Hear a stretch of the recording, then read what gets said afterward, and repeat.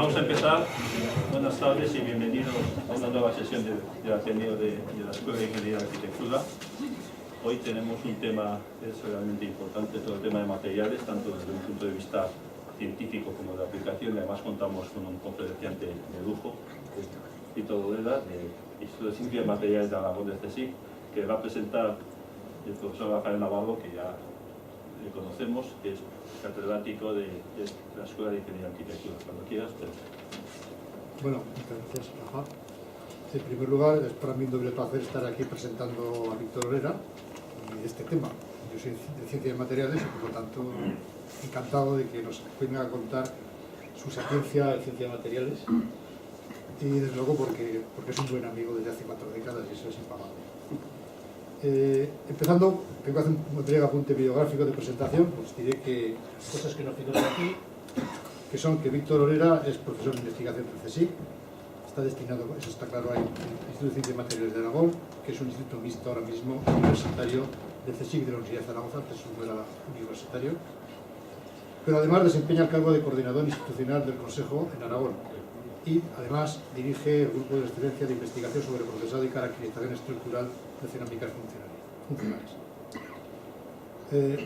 Víctor Lorera es licenciado en Ciencias Físicas por la Universidad de Zaragoza en 1972, doctor en la propia Universidad de Zaragoza en el año 76 y ha desarrollado una amplia trayectoria científica con estancias predoctorales en Harvard, Inglaterra, y en Oak Ridge, Estados Unidos, pero su actividad de investigación siempre está asociada a la Universidad de Zaragoza, primero en la Facultad de Ciencias, donde fue profesor del año 72 al año 88 más o menos, no sé exactamente, pero y a partir de 1988 pues se pasó al IGMA, y donde está desarrollando su trayectoria. Tras 4 décadas de trabajo continuo en el campo de materiales, sus trabajos han versado sobre múltiples campos: cerámicas, fabricación y caracterización de óxidos metálicos, celdas de combustible, y sus investigaciones van desde la teoría a las aplicaciones, y sería muy abrumador pues, tratar de hacer una actividad extensa.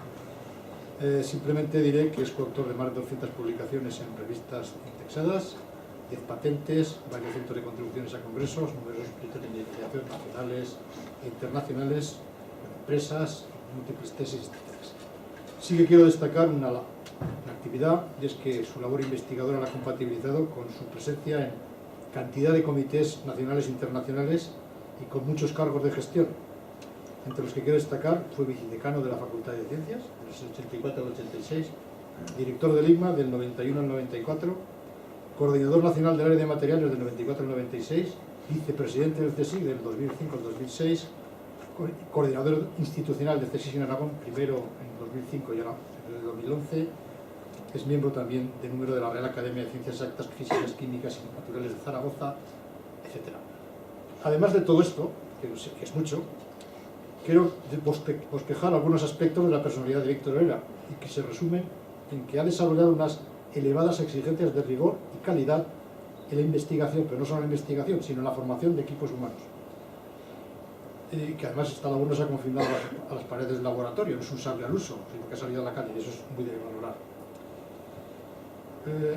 Le ha tocado vivir, como a muchos de nosotros, una época muy ilusionante. En 4 décadas la investigación en España pasó de una cosa que casi no existía, eran 4 investigadores que estaban por allí, a una cosa que tiene su valor y que nos gustaría que fuera más y que no hubiera esta crisis, pero que tiene su valor. Y Víctor pertenece a esa generación que desde muy joven tuvo que tomar cargos y estructuras, porque no existían en España, y hubo que hacerlas. Y eso pues es muy valorable. Eso le da una visión muy amplia, no solo investigador, sino que está en contacto con la industria, sabe de gestión de investigación, y creo que es la persona adecuada para daros una investigación de materiales de la perspectiva futura, de su experiencia, y un poco pues mirar lo que hay y tomar partido, porque es lo que ha hecho muchos años y sigue haciendo. Bien, creo que va a hablar de una investigación amplia, va a hablar una amplia visión de todo lo que son los materiales, no solo de su campo de investigación, y yo lo único que haré es ahora mismo dejarlo, que nos cuente y luego trataré de moderar. Bien, Víctor. Pues muchísimas gracias. La verdad es que es abrumador escuchar tantas cosas. Y también es cierto que nosotros tuvimos una gran oportunidad cuando éramos jóvenes que ahora la gente joven que deberían de recuperar, ¿no? En aquellos tiempos estaba todo por hacer y efectivamente todos teníamos un futuro, ¿no? Y eso estimulaba mucho. Ahora, pues desgraciadamente no ocurre lo mismo. Bueno, el tema de la charla de hoy es muy ambicioso, nada menos que intento coger la bola de cristal y decir cuáles son los materiales que en esta década van a ser importantes, lo cual obviamente peca no solamente de ambición excesiva, sino también un poquito de exceso de confianza en sí mismo, ¿no?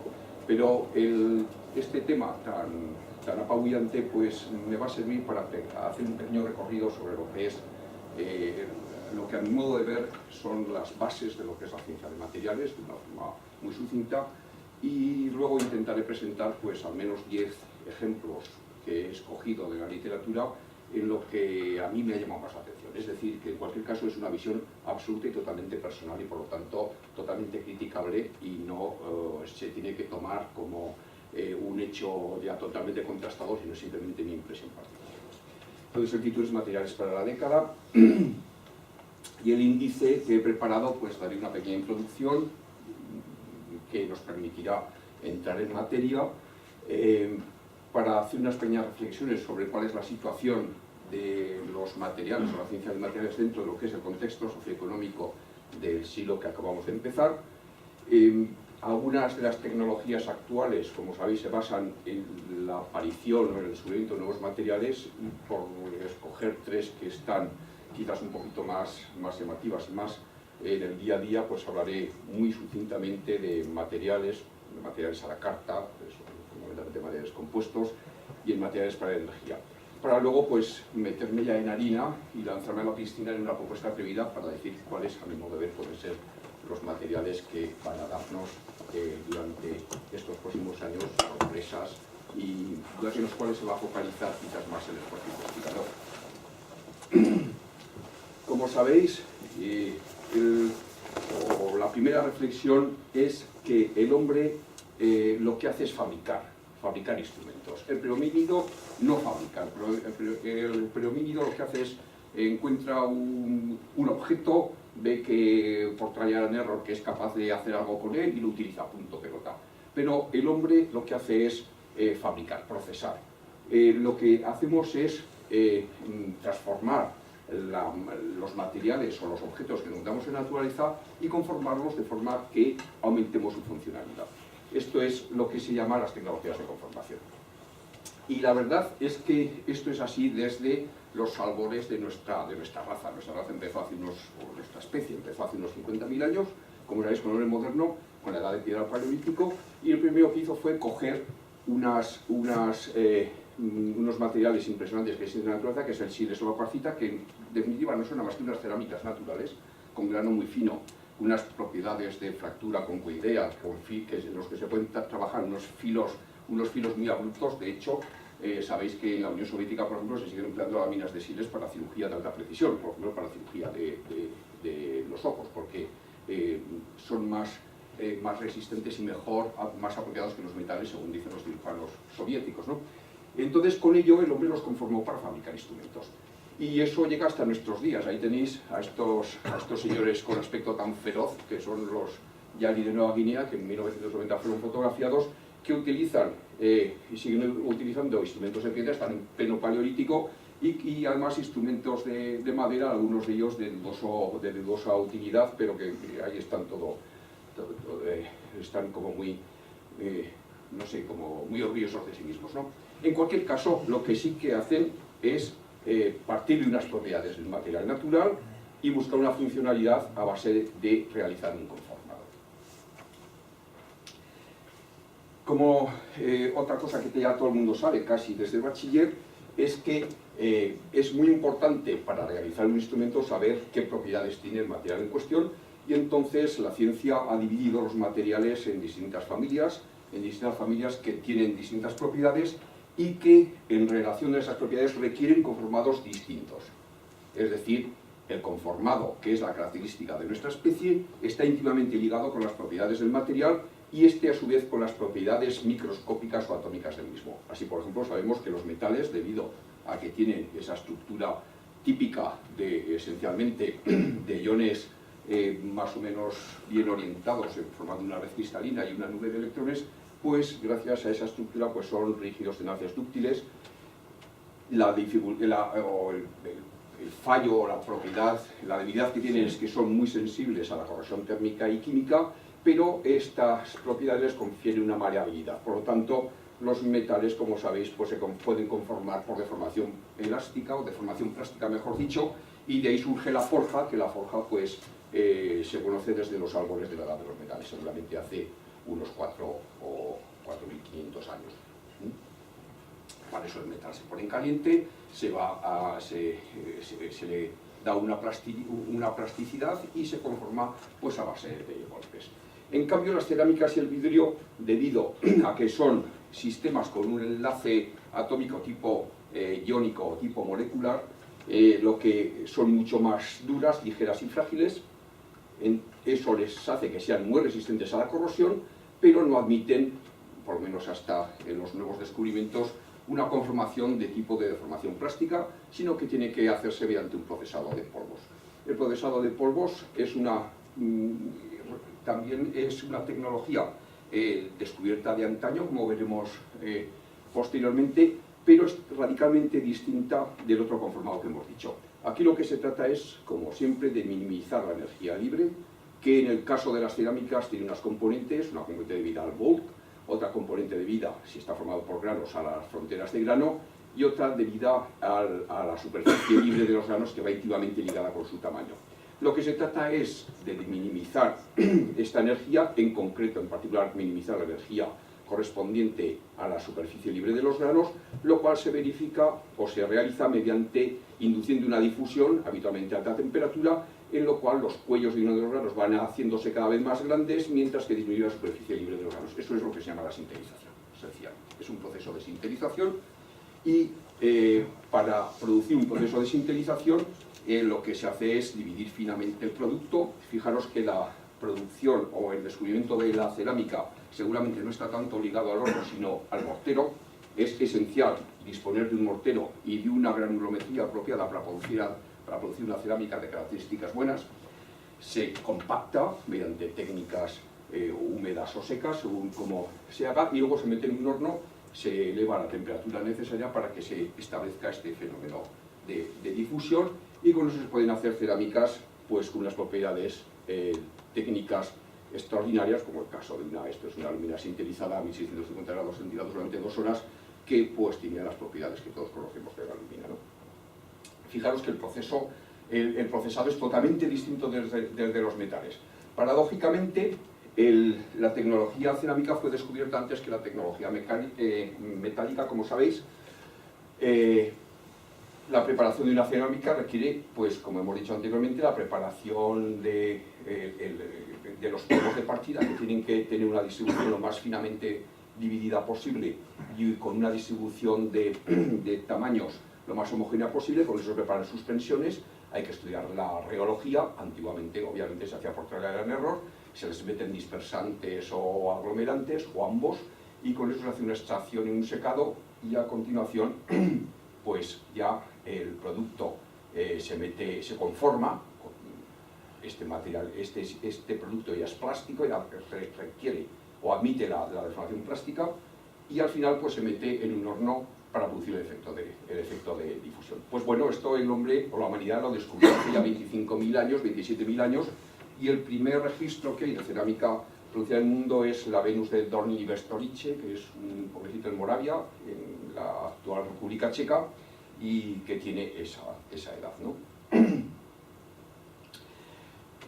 Hoy día, lo que hacemos los que nos dedicamos a la cerámica son esencialmente lo mismo que hace 27.000 años. Volvemos a procesar los polvos, volvemos a hacer unas buenas suspensiones. Bueno, hacemos cosas un poquito más sofisticadas, como que en vez de estirarlas a mano, pues utilizamos un Dr. Blade para hacer unas láminas delgadas. Hoy ya se puede hacer láminas cerámicas hasta de 10-20 micras de espesor, con una gran homogeneidad. Incluso les podemos meter formadores de polvo para luego que sea un material elusivo que se puede desprender e infiltrar, con lo cual ya entramos dentro de una tecnología nueva, que es la producción de materiales cerámicos compuestos a voluntad. ¿De acuerdo? Bien.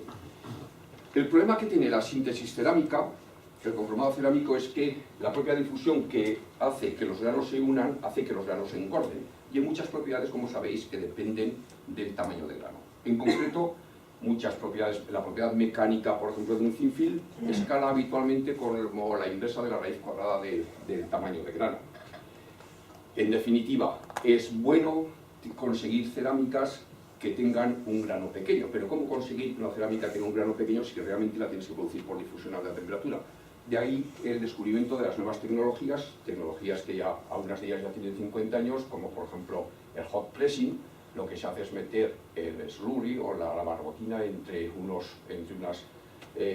émbolos que admitan alta temperatura, se les produce un presado uniaxial y eso favorece la sinterización, de forma que se llegue a un compromiso entre el crecimiento del grano y las propiedades mecánicas de la cerámica. Hoy día ya existen otras técnicas más sofisticadas, como es el isostatic hot pressing, que aquí tenemos una máquina de ellas, con la cual pues, se sintetizan o se sintetizan la mayor parte de las cerámicas electrónicas y cerámicas compuestas que se hacen hoy día. Una vez que hemos hecho este pequeño repaso sobre cuál es la historia de los materiales y cuáles son las dos familias de materiales más comunes que utilizamos, que son los metales y las cerámicas, y cómo se conforman, vamos a pasar a ver cómo los materiales pueden ayudar a resolver los retos del siglo XXI o qué problemas nos pueden plantear. Fijaros que los materiales están presentes en toda nuestra civilización, desde los tejidos hasta las baterías de litio que tenemos en los móviles o en los iPhone. Los materiales avanzados forman una parte intrínseca de nuestra vida. Lo que quizás no seamos tan conscientes es de lo difícil que es llegar a desarrollar un nuevo material, o más, lo difícil que es llegar a que un nuevo material descubierto por los científicos llegue a estar en el mercado. Como ejemplo, las baterías de litio que acabamos de mencionar fueron descubiertas científicas, o sea, fueron publicadas, el hecho fundamental, en los años 1970 y hasta mediados de los 90 no fueron comercializadas. Es decir, tenemos un periodo medio de unos 20, 25 o 30 años desde que un material es descubierto hasta que un material está dentro del sistema económico. Y ese es uno de los graves problemas que tiene la ciencia de materiales actuales. Uno de los graves problemas que tiene la ciencia de los materiales actuales es que si los nuevos materiales o los materiales avanzados tienen que dar respuesta a los problemas de la humanidad, tenemos que aligerar grandemente este tiempo. No podemos permitirnos que entre el descubrimiento de un material y su aplicación transcurra 2, 3 o 4 décadas. Este es uno de los challenges de la nueva ciencia de materiales y al final de la charla mencionaré algunas de las iniciativas que se están haciendo en el mundo para resolver al respecto. Fijaros que lo mismo pasa con los fármacos. Con los fármacos está pasando una cosa muy similar también. Hoy día hay multitud de fármacos descubiertos que podrían solucionar muchos de los problemas de la humanidad, enfermedades crónicas, etcétera, etcétera, pero que debido al periodo tan dilatado que hay entre el descubrimiento del fármaco hasta que se admite su aplicabilidad en la gente, pues bueno, transcurren mucho más tiempo de lo que los cambios sociales tienen lugar. Ese es uno de los problemas. Otro de los problemas es la enorme cantidad de volumen de materiales que procesamos al año. Esto es una cifra que la he tenido que mirar 2 o 3 veces porque es que ni yo me la creía, ¿no? Que es que procesamos 26.000 millones de toneladas de materiales al año. Eso es una pasada, es una barbaridad. Imaginaros la cantidad de energía que consumimos en el procesado de ese material. Bien, es cierto que la mayor parte de ellos son piedra, grava y arena para infraestructuras, que son 20 millones, pero aún así, transformamos 1.000 millones de toneladas de mena de hierro para fabricar unos 140 kilos de acero por persona y año. Os recuerdo que en la Tierra debemos andar en unos 7.000 millones de personas, ¿no? Por echar cuentas, ¿no? Y la energía que se gasta en ese proceso. Unos 700 millones de toneladas de mena de oro para obtener el oro que necesita nuestra industria y otras cosas, que además utiliza cianhídrico, que es uno de los elementos más contaminantes que existe en la naturaleza. Pero también 1.000 millones de toneladas de madera y nos estamos cargando en 10 años toda Amazonia, como sabemos, ¿no? Y bueno, etcétera, etcétera. Es decir, que el otro problema grande que tiene la ciencia de materiales, aparte de los problemas científicos, el descubrimiento de los materiales, etcétera, etcétera, es cómo hacer una producción de materiales que sea más sensata, más sensible y no tan dañina para el medio ambiente como las tecnologías que tenemos actualmente. Así pues, la economía entra en conflicto con el ecosistema terrestre, como hemos visto, y a ese reto los científicos y tecnólogos estamos intentando dar una respuesta. Y de hecho, como veremos en la última parte de mi charla, cada día se producen o se descubren materiales más ligeros y resistentes, cada día se descubren materiales con nuevas funciones, más procesables y ecológicos y más reciclables. Esto nos plantearía un futuro, pues, ciertamente esperanzador de cara a que la ciencia de materiales sea capaz de dar una respuesta a los retos de la humanidad. Pero, y esta también es una filosofía mía, creo que, y bueno, no solo yo creo que bastante gente, que el bajo precio de la energía ha permitido optar por la obsolescencia programada. Para mí, este es uno de los graves peligros que tiene la ciencia de materiales y la tecnología en general. El haber optado por la filosofía de usar y tirar hace que un día ya el desarrollo científico ya quede en segundo lugar frente al interés económico. Y el usar y tirar, esta filosofía, obviamente crea empleo a corto plazo, pero a largo plazo es un suicidio colectivo para la humanidad. El no producir materiales o productos que puedan durar más tiempo del que duran actualmente, pues nos está llevando a un consumo desolvidado de energía y una producción enorme de residuos. Y quizás es un tema que todos los que estamos en esta sala pues deberíamos de pensar sobre ello, ¿no? Aunque la solución obviamente no está quizás en las manos de un pobre científico, ¿no? Sino quizás en otros foros.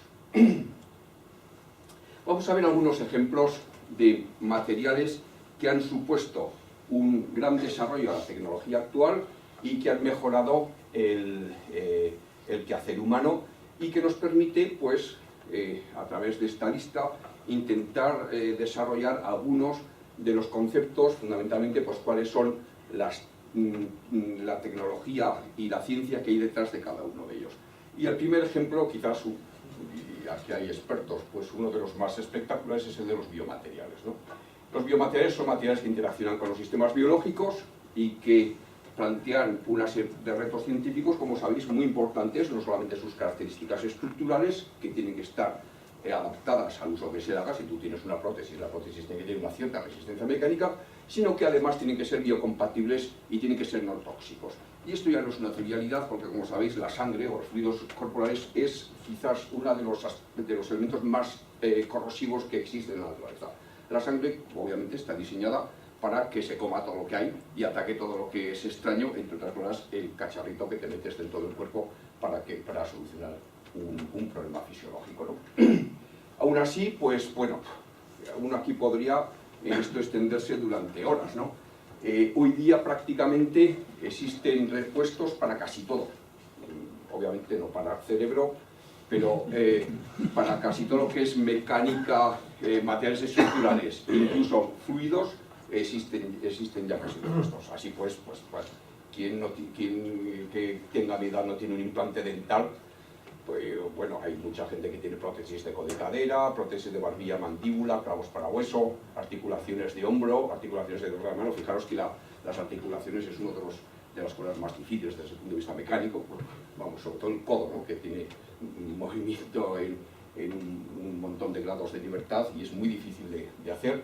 La mamoplastia, incluso recientemente pues están desarrollando ya sistemas de filtros que pueden actuar como en sustitución de riñones, hígado, páncreas, etc.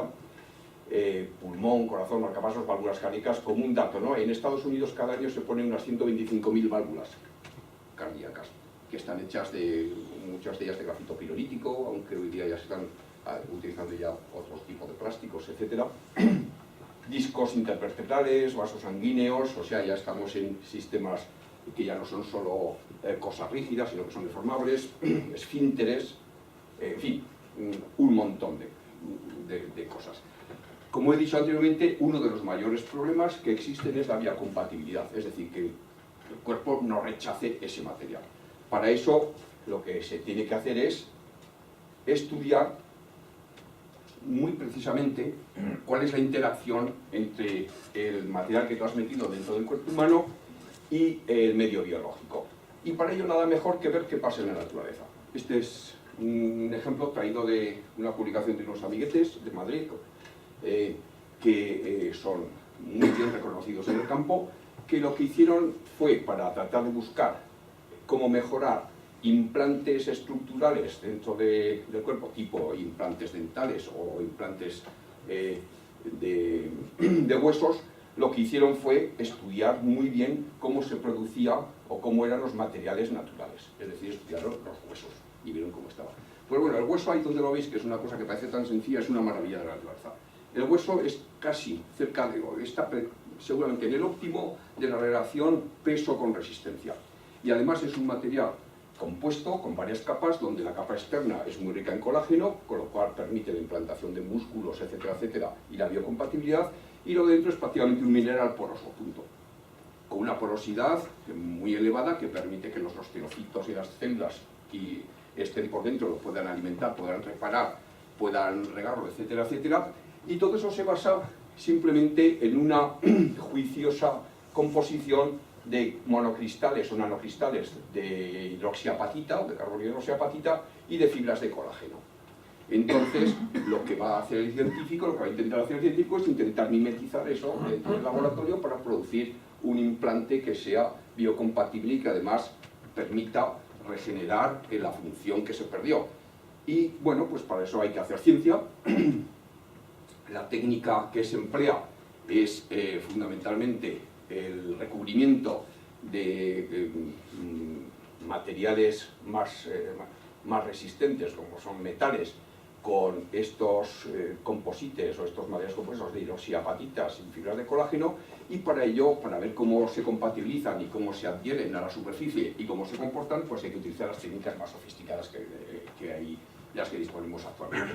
Por ejemplo, pues aquí tenéis técnicas de AFM, etcétera, etcétera, con lo cual uno puede llegar a elucidar cuál es la composición del material idóneo, ¿no? Con esto lo único que quiero ilustrar es que detrás de una ciencia de materiales, una aplicación tecnológica, existe una ciencia de alto nivel, una ciencia de excelencia, donde se aplican técnicas microscópicas, técnicas de análisis muy sofisticadas para intentar entender cuál es el comportamiento de ese material. Todo eso se tiene que hacer previamente a que ese material fuera esté puesto dentro de una aplicación, ¿no?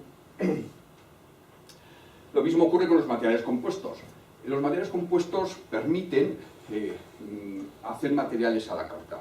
Siempre decimos lo mismo, si uno quiere hacer una viga que va a sujetar un vano de 60 metros, pues la cosa es muy difícil y claro, los egipcios pues no lograban esos vanos tan grandes, pero lo tenían claro, metían un pedazo de piedra enorme que trabajaba fundamentalmente, incrementaban su resistencia a la flexión, pero a base de meter un volumen enorme, unos piedros que eran tremendos, ¿no? Es mucho más inteligente hacer el estudio de cuáles son las tensiones o las solicitudes de esa viga y hacer el material en cada punto de acuerdo a esas solicitudes que tenemos. Y eso es lo que hace con los materiales compuestos.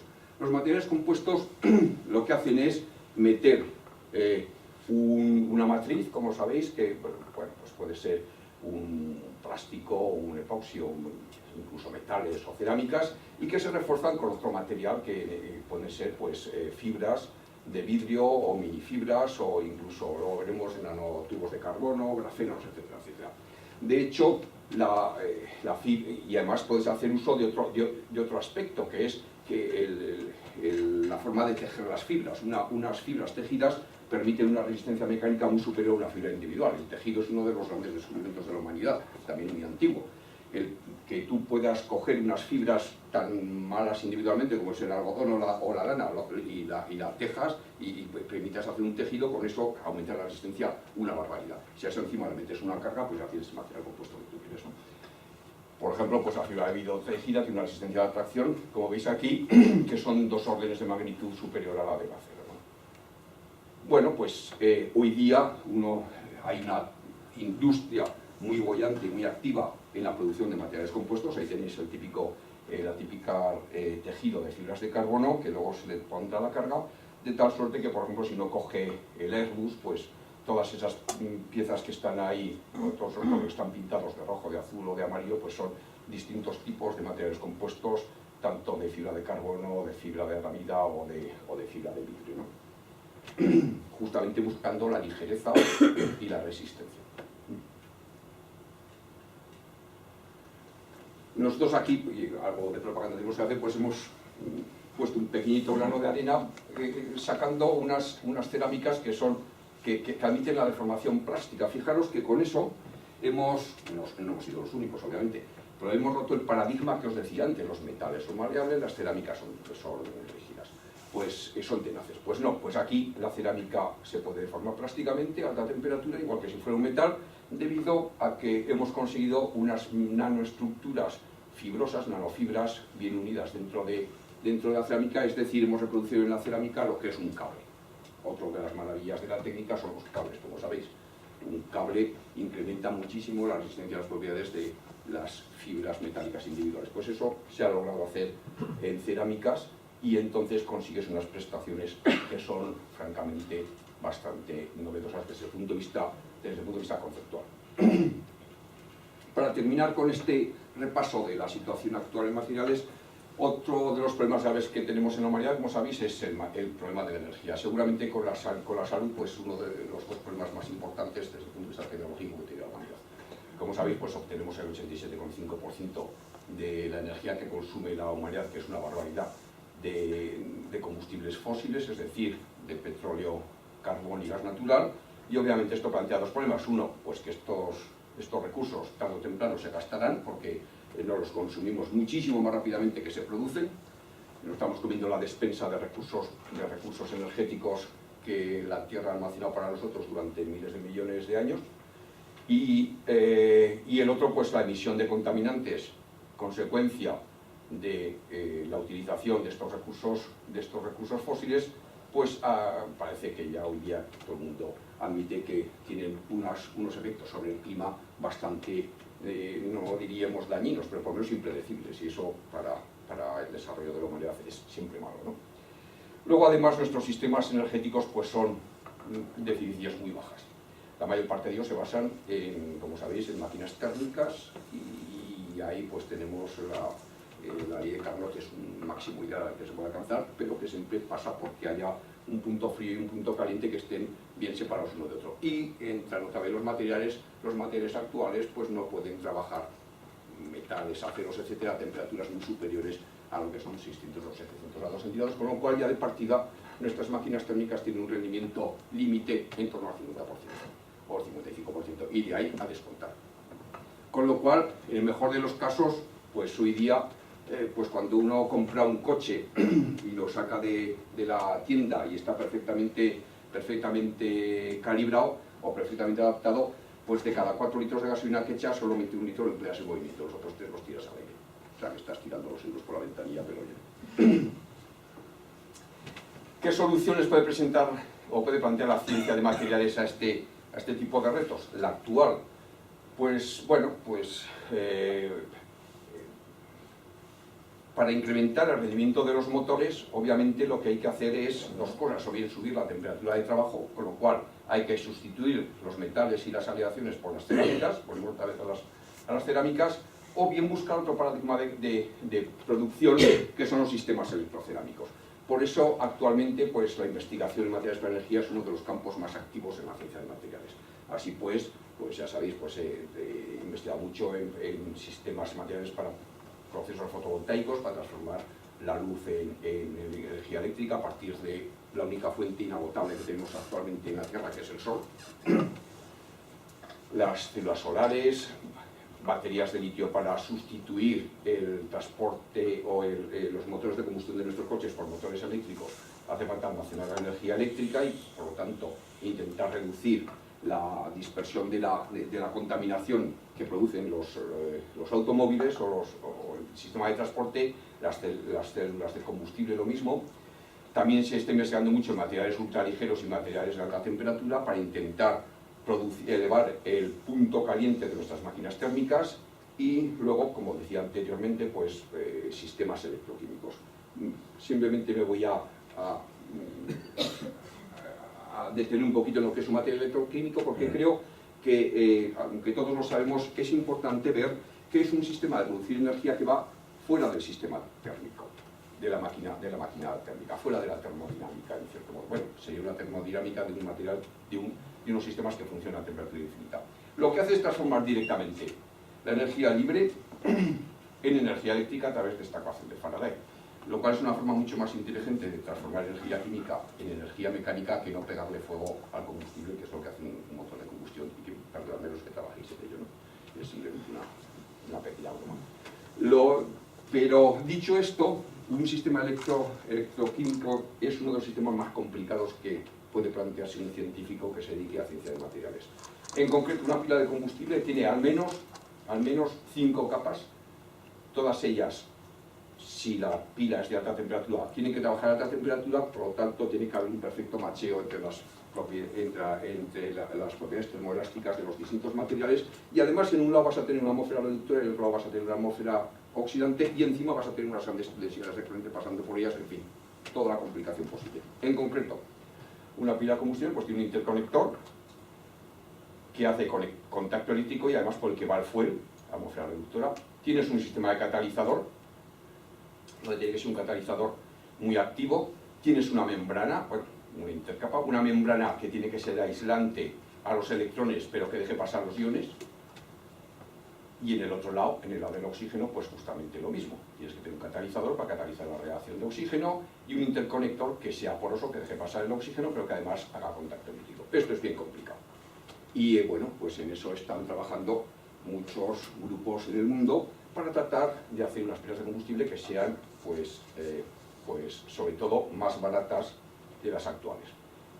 El esfuerzo que se hace en el estudio de estos tipos de dispositivos viene fundamentalmente avalado porque estos sistemas son muy eficientes desde el punto de vista energético. Hay algunas que tienen hasta una eficiencia del 80% de energía, son silenciosas, modulares, versátiles, etc. En concreto, ya para que veáis un poco por dónde pueden ir estos tiros, para los que no estéis habituados a ello, existen 2 tipos fundamentales de pilas de combustible. Unas que trabajan a baja temperatura, donde la membrana es una membrana polimérica, que es una maravilla de la ciencia de materiales, porque es un material llamado Nafion, que es una patente de DuPont y que la vende al precio que le da la gana, pero que es un ácido perfluorosulfónico que se comporta como un superácido muy resistente al oxígeno y que consta de pequeños tetraedros de ion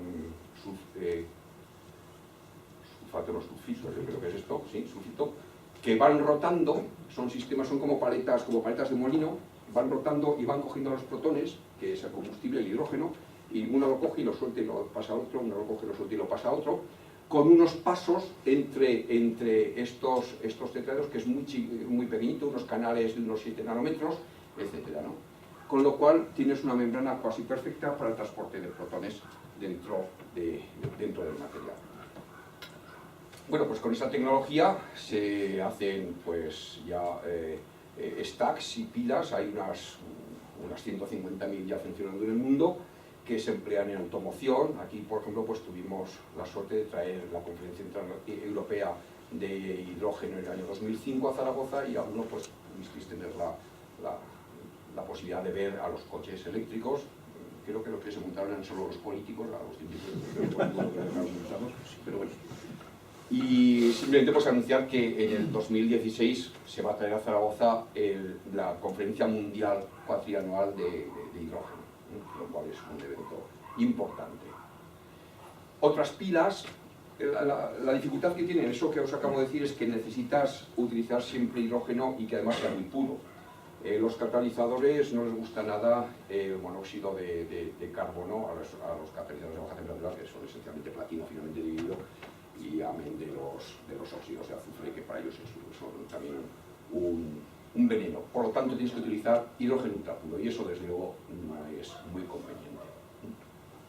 En cambio, estas otras pilas de alta temperatura tienen la ventaja de que son muy versátiles en combustible, sencillamente porque, claro, el incremento de energía térmico que produce la temperatura hace que el catalizador sea menos demanda en la calidad del catalizador. Se pueden utilizar catalizadores como níquel, hierro, en fin, otro tipo de metales, y que además son más robustos frente al envenenamiento con impurezas que pueda tener el combustible. Y puedes utilizar combustibles que van desde el diésel hasta los hidrocarburos, ya pues propano, metano, propano, etcétera, y por lo tanto pues puedes, en una transición hacia una economía libre de CO2, pues puede ser un paso importante. Además, la alta temperatura a la que trabaja la pila permite utilizar el calor que genera pues, de una forma eficiente, y hoy día pues, se plantean y ya se comercializan sistemas de pilas para casas o locales pequeños que pueden dar electricidad y calor, suministrar electricidad y calor con una muy alta eficiencia energética. Se habla de que está cerca al 85% de eficiencia global si se junta la eléctrica y la calorífica. Bueno, nosotros aquí hacemos alguna cosa en el instituto, bueno, aquí en el CPS en concreto, en el laboratorio de ciencia de materiales, pues se hacen, estos son pilas de combustible, más bien soportes de pilas de combustible, que luego pues se les mete el electrolito, se les mete el cátodo, y ya veis la dificultad que hay de meter todos estos compuestos cerámicos. Este es poroso y conductor, este es poroso y conductor y resistente a atmósferas oxidantes. Dentro tiene que meter una membrana que sea que no deje pasar los electrones, que sea aislante, y todo ello que aguante altas temperaturas y que encima pues no se rompan. Bueno, con eso ya he pasado la primera parte de la charla, me extendo un poquito más, y ahora ya vamos a meternos, bueno, visto esto y visto lo importante que son los materiales para el desarrollo de la humanidad y para resolver algunos de los problemas que tienen, cuando uno quiere meterse en este campo, ¿por qué apostaría en sus investigaciones en los próximos años? Obviamente eso es una pregunta que prácticamente nadie puede resolver, porque al fin y al cabo el material más importante es el en el que uno está trabajando en ese momento, que muchas veces no viene dictaminado por sus deseos, sino por los constraints de tipo financiero, de tipo de instrumental que tienes y de conocimientos incluso que uno tiene. Pero bueno, por divertirnos un poco, ya que estamos en Ateneo, vamos a hablar de los que a mi modo de ver serían unos materiales que pudieran tener bastante importancia, que ya la tienen desde el punto de vista científico, pero tecnológico en el futuro. Los nanoaerogeles. Los nanoaerogeles son unos materiales con una estructura monolítica interna y una estructura de poros regular, pero extremadamente porosos. Prácticamente son nada, son aire. Y fueron descubiertos, fijaros, en el año 1961 por este señor Samuel Stephen Kissler, que creo que es de la Universidad de Ohio, a raíz de una apuesta de una cerveza. Se apostó por otro químico a ver quién hacía el material más ligero. Y entonces él la ganó, hizo un material altísimamente poroso de sílice, que son fundamentalmente los que más desarrollados están desde el punto de vista científico y tecnológico. En los años 80 ya se hicieron aerogeles de carbono, también con unas densidades un poquito más elevadas, pero en cualquier caso ridículas, y actualmente ya se hacen de alumina. Bueno, los de sílice, que son los más desarrollados, tienen una densidad tan baja como 1 miligramo por centímetro cúbico. O sea, realmente es que son aire, es que no hay nada ahí, ¿no? Son aire, ¿no? Y la menor conductividad térmica, es una conductividad térmica pues prácticamente igual que la del aire. Y un punto de fusión bastante intensa, de 1200 grados centígrados. Los de carbono tienen, aparte de estas propiedades y que aguantan más la temperatura, obviamente en la atmósfera no oxidante, que tienen una muy alta superficie específica, unos 1000 metros cuadrados por gramo. O sea, los que dedicáis a la catálisis me imagino que estaréis detrás de estos materiales, ¿no? Bueno, ahí veis, este es un nanoaerogel donde se pone una llama a 1500 grados, encima una flor, pues que no, esto está sacado de internet obviamente, y que no le pasa nada, ¿no? Son extremadamente buenos aislantes. Por lo tanto, desde el punto de vista de tecnología energética y de conservación de energía, son unos materiales que hay que estar encima de ellos. De hecho, a una de las empresas locales como PSH pues está trabajando en este tipo de productos para intentar meterlos como aislantes en sus neveras, ¿no? En sus frigoríficos, entre otras cosas, o en sus cocinas. Son materiales extremadamente ligeros, es que no pesan nada. ¿Cómo se producen?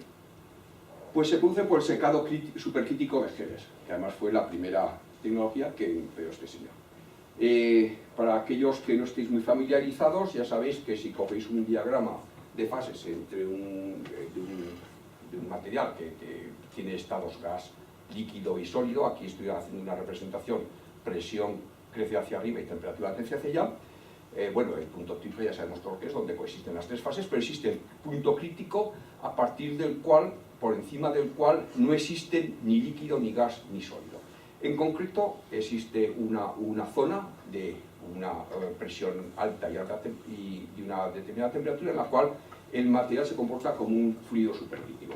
Un fluido supercrítico es un estado de la materia en la cual el material se comporta como un gas, es capaz de difundir a través de poros muy pequeños, pero se comporta como un líquido porque es capaz de disolver como si fuera un líquido. Es decir, se comporta como las dos cosas. Una de las características típicas de los líquidos supercríticos es que se puede emplear, por ejemplo, para hoy día el café descafeinado se hace así, ¿no? Y muchos de estos productos se extrae la cafeína a partir de líquidos supercríticos y luego se devuelve el producto sin esa cafeína, ¿no? Haciendo uso de su gran capacidad de disolución que tiene como si fuera un líquido casi perfecto. Y además de que como se comporta como un gas, se mete por todos los granitos y coge todo lo que tenga que coger y lo sacas. Pero además lo más importante es que en torno al punto crítico, modificando es un punto de tuneo perfecto donde tú puedes tunear las propiedades del material simplemente cambiando muy ligeramente los parámetros que aquí son relevantes, que son la temperatura y la presión. Con lo cual, si tú eres capaz de solidificar algo a partir de un líquido supercrítico donde tú le has hecho un buen estudio de su microestructura en función de la presión y la temperatura, tú eres capaz de reproducir una nanoestructura perfecta. Y así se producen los aerogeles. No confundir con las espumas metálicas, que no tienen nada que ver. Las espumas metálicas se producen por boteo de gases, habitualmente en metales fundidos, unas condiciones determinadas muy importantes también. Desde el punto de vista tecnológico, las espumas metálicas son interesantísimas, pero no tienen ese puntillo, digamos, científico que tienen los aerogeles. Este es mi primer favorito. El segundo son los materiales superhidrófobos. Y es un fenómeno que lo tienes en la naturaleza y que lo habéis visto todos. Los insectos, muchas plantas, tienen una microestructuración en sus pieles que hacen que las gotas de agua no les mojen. Imaginaos una mosca que le mojara el agua, o un mosquito se moriría, ¿no? La verdad es que le cae una gota, se quedaría aplastado, ¿no? ¿Cómo se consigue eso? Pues se puede conseguir de dos formas, ¿no? Una es haciendo un coating, la forma burda, haciendo un coating molecular con moléculas hidrófobas o que no tengan radicales sueltos, moléculas no polares que rechacen el agua, o bien, desde el punto de vista de materiales, lo que más nos gusta, haciendo una estructuración micro-nano de las superficies, creando unas superficies heterogéneas que impidan que el agua moje el material. Y esto es lo que hace la naturaleza, por ejemplo, en la hoja de loto.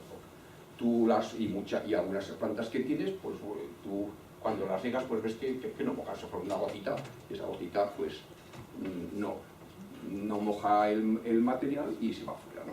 Evidentemente, desde el punto de vista tecnológico esto es impresionante, porque puedes tener superficies autolimpiables, puedes tener superficies donde no saca escarcha, parabrisas que no se ha lavado.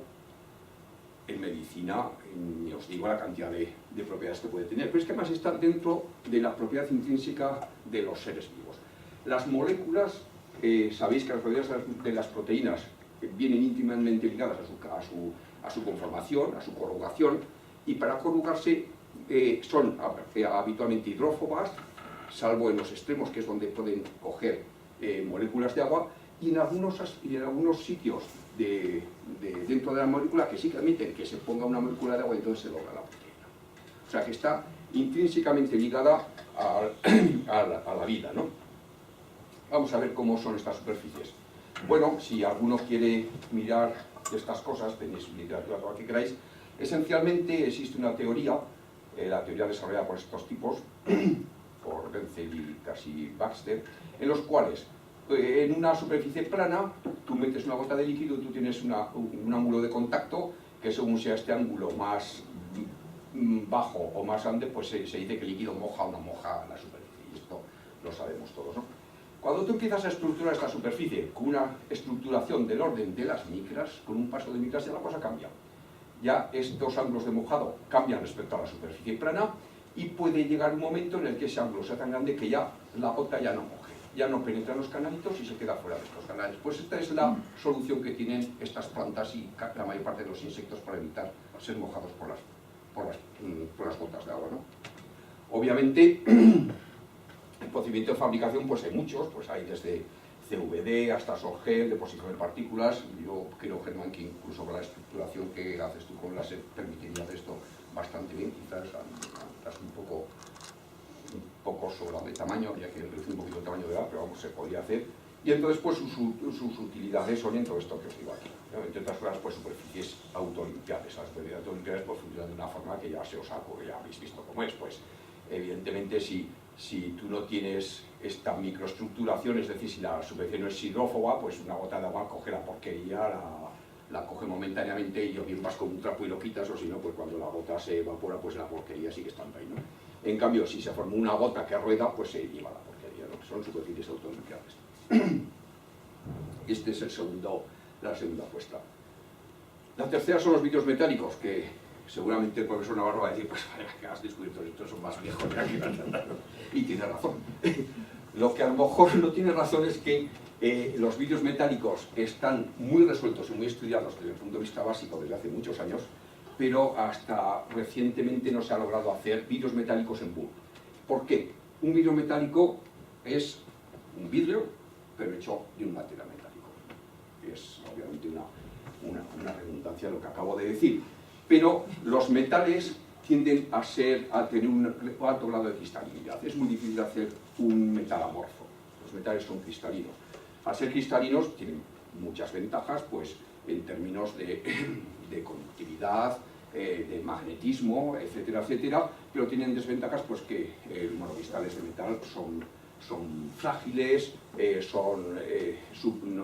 a veces no admiten moldeo, etcétera, por eso se descubrieron las aleaciones. Por eso se descubren esencialmente las aleaciones. Pero los vidrios metálicos son otra historia. Es un material totalmente amorfo, pero hecho de metales. Para lo cual, lo que hay que hacer, pues igual que en un vidrio de un material aislante, es enfriar rápidamente. Es decir, técnicas de enfriamiento muy rápido. Hay que pasar muy rápidamente del estado líquido al estado sólido. Pero claro, los metales habitualmente son buenos conductores térmicos. Y eso pues plantea dificultades. Hasta que se han descubierto unas aleaciones que incrementan la viscosidad, inducen una viscosidad en el líquido, en el fundido, y ya permiten técnicas de enfriamiento rápido, con inyección en molde, con espesores grandes, lo que se llaman los bulk metallic glasses, que fueron descubiertos en Caltech, ¿no?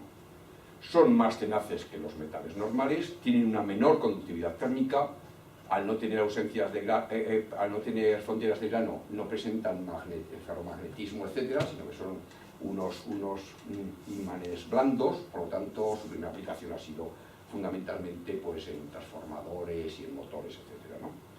Y fundamentalmente pues, son aleaciones de circonio y paladio, lantano, aluminio y cobre, etcétera. Incluso se ha llegado a producir recientemente, pues no tan recientemente, un acero amorfo que ya está comercializado en Oak Ridge, ¿no? El procedimiento de fabricación son enfriamiento rápido de fundidos, melt spinning, aleación mecánica, que aleación mecánica es una forma elegante de decir, pues aleación a base de golpes, ¿no? Ya sabes, metes los granos a distintos puntos en un molino, le empiezas a dar ahí caña, y entonces a golpes vas metiendo un compuesto dentro del otro y haces una aleación.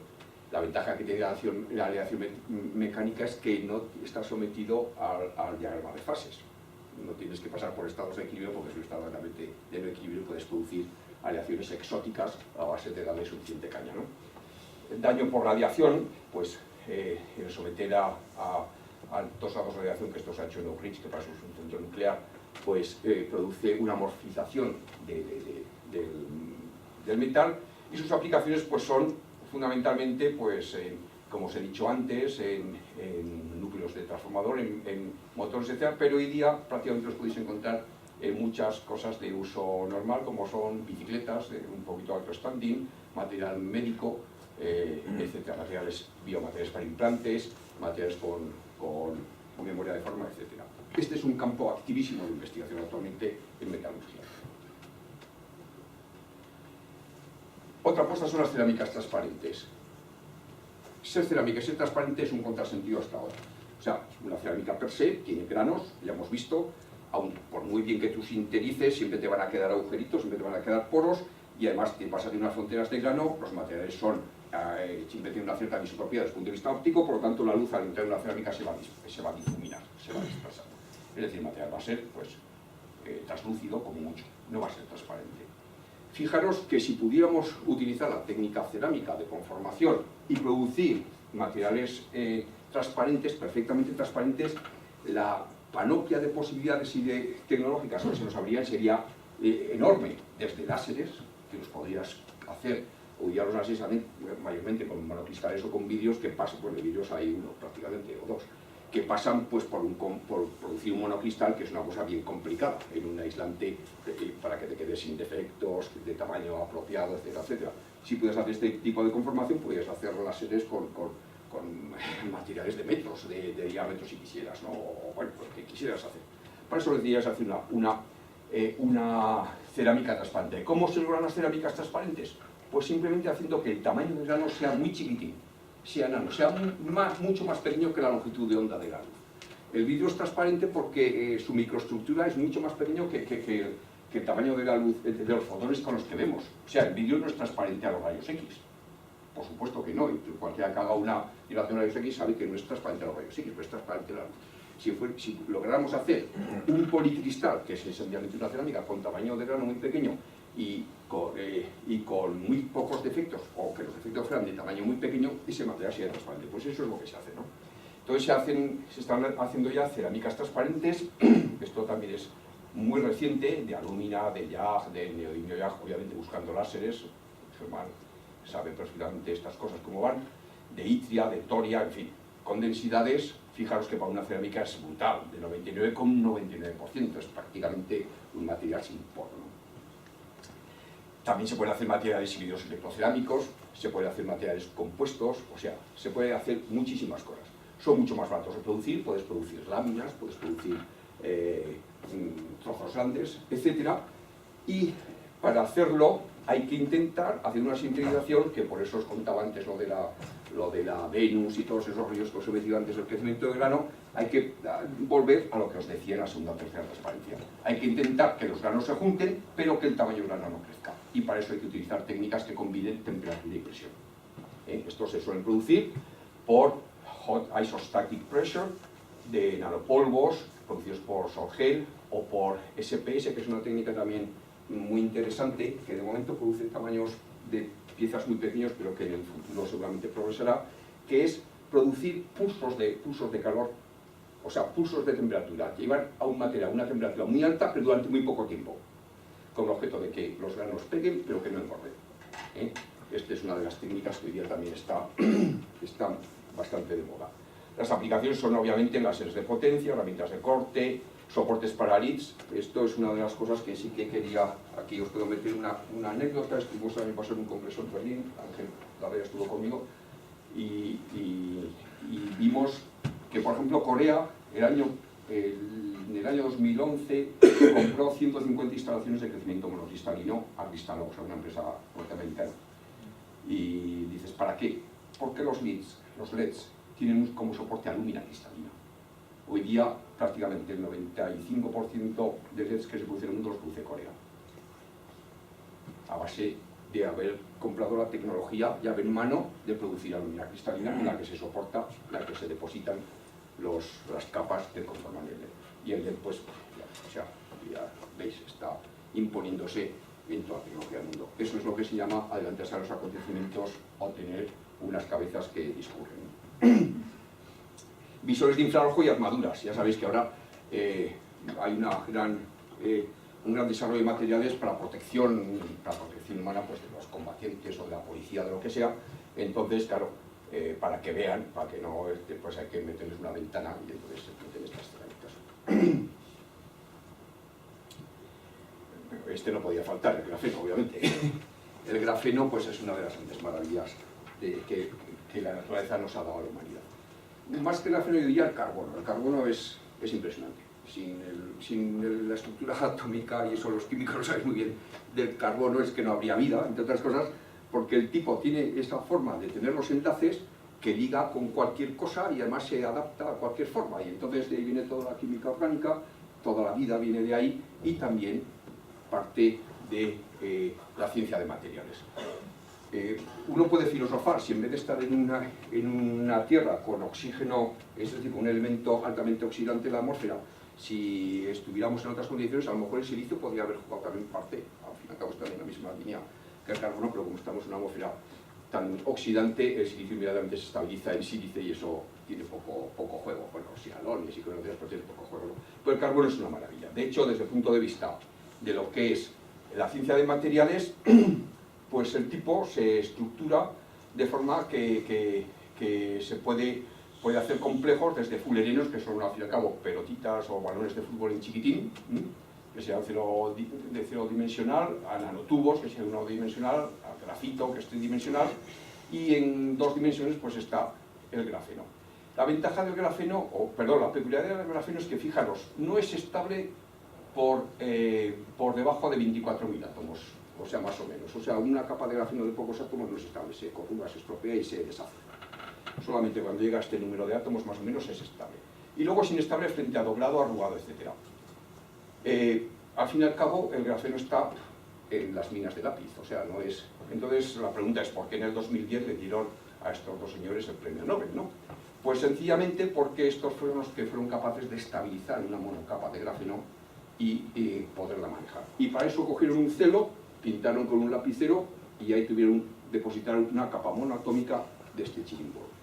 Y además, siendo de espesor un átomo, lo puedes ver a microscopio óptico, porque tiene una enorme actividad óptica. Es muy poco transparente y lo puedes observar y lo puedes manipular, siendo de espesor un átomo. La hibridación de SP2 de los niveles electrónicos del carbono produce un enlace sigma, que está en el plano, que es el que da coherencia al plano, y un pi semilleno, que es el que queda sin saturar perpendicular al plano, y entonces estos grafenos, esta estructura, son semimetales. Semimetales que, además, dependiendo de la dimensión, pueden ser metales, pueden ser semiconductores, muy parecido a lo que pasa con los nanotubos, ¿no? Muy parecido a lo que pasa con los nanotubos. Además, esto ya es una habilidad para los frikis de los físicos, que somos un poco frikis. La relación de dispersión energía-momento es lineal, y eso pues es muy interesante porque las excitaciones elementales de baja energía del grafeno son fermiones de Dirac sin masa, en fin, todo ese tipo de cosas, y eso es muy inusual en la física. Tiene unas propiedades aún por descubrir, una panoplia de propiedades a nivel microscópico muy interesantes, ¿no? Se producen, como he dicho, por el dibujo al carbón 100, por el día de ese empobrecimiento epitaxial en carburo de silicio o en algunos metales, por CVD incluso. Y además, esta estructura hace que el grafeno sea tremendamente resistente. Tiene aquí no lo he puesto, pero tiene unas propiedades mecánicas realmente excepcionales en algunas direcciones, exactamente anisótropo, ¿no? Además de conductor. Entonces, pues se está empleando, por ejemplo, ya compuestos de grafeno con resina o con plásticos para hacer materiales compuestos altamente resistentes. Como es un semiconductor o un metal, se pueden producir sensores a tamaño muy pequeñito, nanocintas, que pueden ser semiconductores o metales dependiendo de la anchura que se les da, etc. Incluso se está especulando si se puedan producir transistores que reemplacen a toda la electrónica del silicio. Ya sabéis que el silicio, uno de los problemas que tiene es que, aparte de que es muy caro su refino, hoy día la capacidad de producción mundial de silicio pues, es pequeña y es uno de los problemas que tiene la humanidad, ¿no? Si se pudiera hacer estas cosas, que son teóricamente tan fáciles de hacer, pues sería una gran revolución. Otro material, ya voy a acelerar un poquito, que no me querría pasar, son los materiales compuestos utilizando nanotubos de carbono. Otra vez tenemos la ciencia de los compuestos de carbono. En este caso, en vez de ser láminas, son tubitos. Esos tubos son también extremadamente resistentes, sobre todo en la dirección a lo largo del tubo. Tienen un altísimo módulo de Young, fijaros, 1 terapascal, una barbaridad, y una resistencia a tracción pues elevadísima también, 63 gigapascales. O sea, no tiene parangón en ninguno de los materiales habituales que tenemos, ¿no? Aparte también, pues el transporte de los electrones es balístico, con lo cual tiene un transporte no es un superconductor, pero transportan la corriente con muy baja resistencia, por lo tanto pueden ser utilizados en electrónica de alta potencia. Y bueno, pues el mayor problema que tienen es que son pequeñitos, lábiles y difíciles de manejar, pero si se meten dentro de una matriz, pues se pueden ya hacer unos materiales con unas propiedades muy importantes, muy mejoradas por la presencia de estos nanotubos de carbono, ¿no? Los procesos de fabricación pues son muchos, aquí he puesto unos cuantos, pero cada día salen unos nuevos, pues se hacen dispersiones de nanotubos en termoplásticos, o se hacen en materiales compuestos por extrusión, o incluso se meten en un polímero que se polimeriza in situ, partiendo monómeros, por HIP, en fin. Y se están utilizando ya, y cada día de forma más creciente, aunque aún son muy caros, pero en que se logre bajar el precio serán ya de uso común, en pinturas eléctricas para los contactos, en cerámicas conductoras, materiales estructurales en materiales de deporte y armaduras, etc. Otro de mis favoritos es el diamante. El diamante es viejísimo, ¿no? Vamos, incluso alguien me comentaba que ahora con los, no sé si los coreanos o los chinos, han hecho ya la tontería más grande del mundo, que es coger y cuando incineran a un muerto hacen con él diamantes, ¿no? En fin, el caso es que el diamante es ya otra estructura que ya no es dos dimensiones ni una dimensión como hemos visto anteriormente, sino es tres dimensiones. Y las propiedades son totalmente distintas de las de los materiales de carbono anteriormente, y lo he puesto no solamente por contrastar con lo que hemos visto previamente, sino también por sus enormes implicaciones tecnológicas. Las enormes implicaciones tecnológicas del diamante vienen obviamente por su alta transparencia, su dureza, pero a lo mejor mucha gente no conoce que tiene una elevadísima conductividad térmica y una enorme estabilidad química en atmósferas no oxidantes, y además un muy bajo coeficiente de dilatación, lo cual desde el punto de vista tecnológico le hace ser insustituible en muchas aplicaciones. El diamante nanocristalino es el material más duro conocido y es el material con menor conductividad térmica conocida. O sea, los aerogeles, es decir, el material bulk, ¿no? El material. Y dopado con boro o con fósforo, se puede hacer que sea el semiconductor tipo P o tipo N. Ya veis por dónde van los tiros. Una de las grandes aplicaciones futuras del diamante es para transistores y electrónica de altísima potencia y de alta temperatura. Serán sistemas electrónicos que no requerirán refrigeración, teóricamente, ¿no? Y entonces por ahí es por lo que están llamados en mi opinión, a jugar un papel muy importante en la tecnología en los próximos años, ¿no? Se fabrican también por prensado isostático a alta temperatura o incluso por detonación, ¿no? Se mete grafito y se hace una explosión a alta temperatura y entonces se producen diamantes más o menos fríos. Y se emplean, pues ya sabéis, desde herramientas de cortina abrasivos hasta redes de difracción de ciclotrón, transistores de emisión de campo de alta potencia, LEDs para ultravioleta, etc. Esto ya casi es ciencia ficción, pero empieza a haber bastantes publicaciones. Son materiales autorreparables. Cuando hablamos de materiales autorreparables, son materiales que actúan como actúa un ser vivo. Cuando tiene una ruptura, se autorrepara. Cuando digo autorrepara, quiero decir que se repara el mismo. No hay que darle ni luz, ni presión, ni cosas de estas. Eso ya no sería autorreparación, sería reparación inducida por estos son materiales que se autorreparan.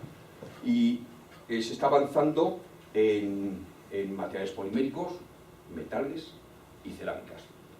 Y quizás, de momento, la solución tecnológica que se hace es meter microcápsulas de los componentes dentro del material, de forma que cuando haya una grieta y rompan las capsulitas se rompan y rellenen la grieta y vuelvan a soldar el material el mismo, ¿no?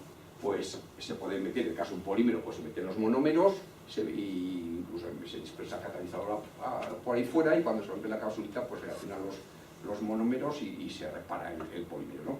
En el caso de los metales, pues se mete, por ejemplo, metal líquido, que cuando se rompe la capsulita, que está sometido a presión, se solidifica y o al revés, está baja presión, se solidifica y repara. En fin, realmente es una cosa muy divertida porque repara grietas, repara roturas y tiene aplicaciones pues en todo, prácticamente, ¿no? Cuando vayan evolucionando la tecnología de los materiales autorreparables, pues seguramente asistiremos a un cambio paradigmático en lo que es la tecnología de materiales. Y yo creo que este ya es el último que tengo, que son los textiles híbridos, y los textiles híbridos también tienen el interés no solamente de su funcionalidad, que os habéis visto por ahí, pues ahora ya hacen hasta tejidos con pantallas de televisión incorporadas, pero ya con multitud de funcionalidad, sino que utilizan las técnicas que los científicos han desarrollado para la tecnología de semiconductores, fundamentalmente, es decir, CVD, de laser ablation, o sea, este tipo de técnicas que producen capas muy finas, pues ahora se están haciendo sobre textiles. Con lo cual, ganas la baratura o sea, lo barato que son los textiles, las fibras textiles, las propiedades mecánicas que tiene el textil, que son resistentes para ser flexibles, etcétera, etcétera, y has depositado unas capas muy finas que, como os decía antes, la ruptura o la resistencia de una capa fina escala inversamente con la raíz cuadrada del espesor. Si es una capa muy pequeña, tú la puedes doblar y no se te rompe, y entonces pues haces un montón de materiales compuestos simplemente depositando de esa forma, pues por ejemplo, cerámicas en textil, o metales, o semiconductores, o incluso crear transistores, o hacer células solares que sean totalmente flexibles, etc. No era el último, este sí que es el último. Los metamateriales, esto ya sí que es un poquito ya para físicos, ¿no? Pero son también muy divertidos y seguramente habréis oído hablar de ellos. Si vosotros cogéis el espacio epsilon mu de las constantes de constitución de los materiales, es decir, la constante dieléctrica y la constante magnética, existen 4 cuartiles, uno en que ambas sean positivas, que es un material dieléctrico normal, donde las ondas se propagan, y se propagan la luz, las ondas electromagnéticas y tal, y no hay ningún problema. Y aquí este es el corpus de doctrina con el cual el profesor Navarro pues martiriza a generaciones de estudiantes viendo cuál es el electromagnetismo de los materiales, ¿no? Si uno de ellos, por ejemplo, el mu es positivo, estamos en el rango de los metales y estamos en el rango de la plasmónica, pero las ondas electromagnéticas no se propagan de otra manera, se atenúan porque tienen un coeficiente de atenuación y debido justamente a las disonancias de plasma, y está la plasmónica y todo eso. En el caso contrario de que sea la constante, la mu, la solubilidad magnética negativa, pues entonces estamos en el caso de algunos materiales magnéticos que también las ondas electromagnéticas se atenúan. Pero ¿qué ocurre si ambas son negativas? Si ambas son negativas, el índice de refracción que viene dado por esta ecuación es negativo. Un índice de refracción negativo es una cosa impresionante desde el punto de vista de la física. Entre otras cosas, cuando tú haces una refracción, la luz no sale por aquel lado, sino que sale por este otro lado. Es decir, puedes hacer focalización con una superficie plana. No necesitas que la superficie sea curva para hacer una focalización. En microscopía esto es una panacea. Puedes hacer con una lamita delgada un objetivo de microscopio. Puedes hacer que la luz se rechace y luego vuelva a focalizarse y tener lo que se llama los cloaking materials, que están ahora tan de moda. Materiales que hacen desaparecer el objeto que está dentro. Pero no es que lo hagan desaparecer porque lo tapan, sino porque tú ves a través de él. Tienes ese material, yo vería la parte de atrás y ese material sería invisible. Obviamente no estamos en condiciones de hacer desaparecer un ser humano, cada uno solo sería un enfermo, ¿no? Sí, pero se emplean en temas de nano y microelectrónica. Nano y microelectrónica para evitar, por ejemplo, efectos interferenciales de ondas electromagnéticas que perturben el comportamiento de un dispositivo. Se puede poner un cloaking material y entonces el material funciona sin interferencias electromagnéticas, entre otras muchas cosas, ¿no? ¿Cómo se consigue esto? Pues a base de materiales artificiales. Son materiales esencialmente que tienen, para conseguir la mu negativa son metales o similares que tienen formas extrañas, como formas de U's, etcétera, etcétera, y con eso pues puedes hacer este tipo de cosas. Tienes una propagación hacia atrás, la onda electromagnética, la velocidad de fase va para un lado y la energía va para otro, por ejemplo. Tienes rebote de energía, pero en un material que es transparente. Tienes la refracción negativa que antes he mencionado, puedes hacer lentes planas, puedes hacer lentes perfectas, con resolución menor que la longitud de onda, es decir, puedes ir más allá del límite de la mancha de aire o del límite de difracción, etc. Y hoy día pues se están haciendo, sobre todo en el campo de los terahercios y de la radiación electromagnética en tecnologías de microondas, en tecnologías de radiofrecuencia, y se pueden conseguir pues supercondensadores o de luz o superdetectores de luz, etcétera, y la tecnología es bastante avanzada. Obviamente el challenge es hacer esto en el rango óptico, para poder tener lo que decía antes, microscopios de altísima resolución y que fueran mini, sin que las lentes tuvieran que ser curvadas, el que se pudiera hacer materiales, cloaking materiales en el rango visible, etcétera, etcétera, ¿no? Esto está un poquito alejado. Nosotros aquí hacemos algunos pinitos, entre otras cosas. Lo que hacemos es pues conseguir este tipo de material. Es un material técnico, fijaros que la separación entre estas barritas, que son monocristales perfectamente alineados, son de unas 10 micras, y luego lo rellenamos de metal pulimos para conseguir hacer un metamaterial. Bueno, ya no os quiero aburrir más, sino simplemente pasar al resumen. Yo espero que después de todo, de esta hora y pico que he estado hablando con vosotros, pues estemos todos convencidos que el desarrollo económico se basa en la adquisición de conocimiento. Digo que en este foro estamos todos convencidos, lo importante sería que ahí fuera también estuvieran convencidos de esto, porque parece que no lo están, que el desarrollo económico pasa por el desarrollo del conocimiento. El conocimiento de nuevos materiales está jugando un papel fundamental en los avances de la medicina, de la energía, del transporte, etc., como hemos más o menos ilustrado, y ese conocimiento también es importante que se convencer a nuestras autoridades que se fundamenta en la investigación básica. Sin investigación básica es imposible llegar a este grado de conocimiento. Es decir, hace falta una comprensión exacta de la materia hasta unos niveles de previsión pues muy grandes, ¿no? Así como proponer nuevas soluciones tecnológicas también de conformado y procesado. De entre estas, de la lista de materiales que os he presentado al final, creo que la microfabricación, el autoensamblaje, la autorreparación se vislumbran como los grandes hitos del futuro próximo en la ciencia de materiales. Pero hay dos problemas muy graves que planteaba en mis primeras transparencias que tenemos que resolver. Uno, ¿qué hacer con la gran cantidad de residuos que producimos con las tecnologías actuales? Y después, disminuir el tiempo entre descubrimiento y comercialización. Voy a detenerme solamente un minuto en este último, porque este es un problema tan grande, tan grave, que Obama lo llevó a su proyecto en las elecciones. A mí me da mucha envidia. Me gustaría que nuestros presidentes también llevaran este tipo de cosas en sus proyectos políticos, ¿no?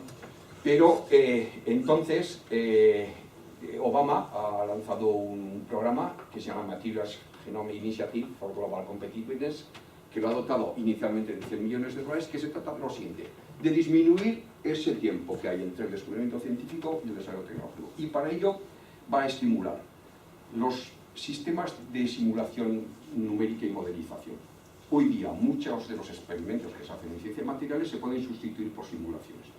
La capacidad de los ordenadores es tan grande que no hay necesidad real de hacer experimentos de caracterización ad infinitum, y muchos de ellos se pueden sustituir por una buena modelización teórica, modelización con computador. Pero para ello necesitas tener unas constantes de comportamiento muy buenas, y eso no lo tenemos, porque fijaros que los materiales no son solamente compuestos, sino que son compuestos más microestructurados, es decir, composición más conformado. Y la microestructura nos abre una panoplia casi infinita de posibilidades, pero también una panoplia casi infinita de comportamientos. Hace falta crear unas bases de datos exhaustivas de comportamiento de materiales que sean composición y microestructuras, para que los modelizadores puedan entrar en sus modelos y prever y a inicio cuál va a ser el comportamiento de un material determinado. Con eso seremos capaces de acortar mucho el tiempo entre descubrimiento y aplicación. Y bueno, pues yo creo que este es quizás uno de los challenges o de los retos que los que somos aquí mayores, no sé si los veremos, pero seguro que muchos de vosotros que sois muy jóvenes y que los veis en los próximos años. Y con esto ya termino. Muchas gracias por esta atención.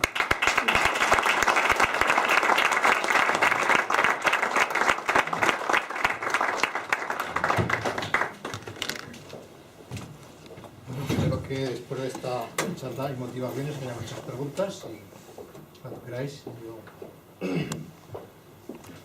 Bueno, venga. Bueno, Víctor, la verdad que te tengo que felicitar, porque siempre que te he escuchado has sido tremendamente pedagógico y es un placer. Siempre he aprendido muchísimo, incluso en las conversaciones que hemos tenido privados sobre los trabajos particulares que hemos realizado, ¿no? Yo te quería felicitar porque yo creo que has transmitido algo que es muy difícil desde un punto de vista bastante objetivo. Podemos o no estar de acuerdo con ello, pero lo que está claro es que lo has transmitido de una manera muy rigurosa y has hecho un análisis muy amplio de un campo que es mucho más complejo y mucho más enorme de lo que normalmente nos imaginamos, ¿no? Dicho eso, yo te quería preguntar sobre dos temas muy particulares, ¿no? Uno de ellos yo creo que tú lo has defendido en muchas ocasiones, y es la conformación, la fabricación de materiales y generalmente en España es un tema que creo que adolece mucho de nuestra observación y de nuestra preocupación, que es que para estudiar materiales hay que fabricarlos, ¿no? Y no te digo más, pero yo creo que es un tema que a ti te interesa mucho y siempre lo has dicho mucho en público, y quería que elaboraras un poco en eso, ¿no? Y lo otro que quería decir es, no has hablado mucho de materiales eplécticos, para lo cual los están citando muchísimo, vuestros trabajos, en todo el mundo. Yo me acuerdo que hace más de una década, quizás 15, 20 años, comenzaste a trabajar en este tema ya con procesado láser, etc.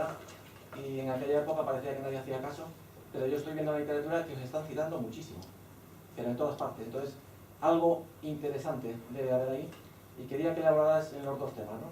Tanto lo que es la fabricación de materiales, qué importancia debe tener, y cómo ves los eplécticos en términos de la relevancia que tienen en aplicaciones futuras de materiales.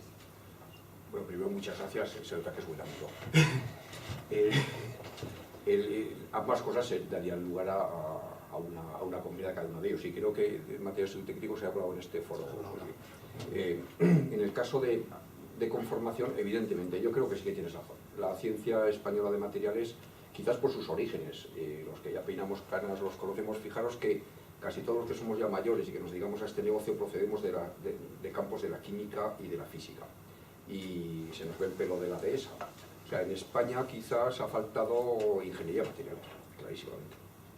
Y durante muchas generaciones no ha habido ingeniería de materiales, y el procesado seguramente pues cae casi más dentro del ámbito de lo que serían unas ciencias tecnológicas, unas ciencias técnicas de ingeniería, que no de unas ciencias básicas tipo química o física. Es decir, muchos de los científicos de materiales, yo al menos, pues somos científicos de materiales casi pues, a fuerza, ¿no? O sea, nos recogemos porque intentamos ocupar un nicho que existía. Pero España no tiene tradición en ingeniería, casi ninguna ingeniería, pero en ingeniería de materiales menos.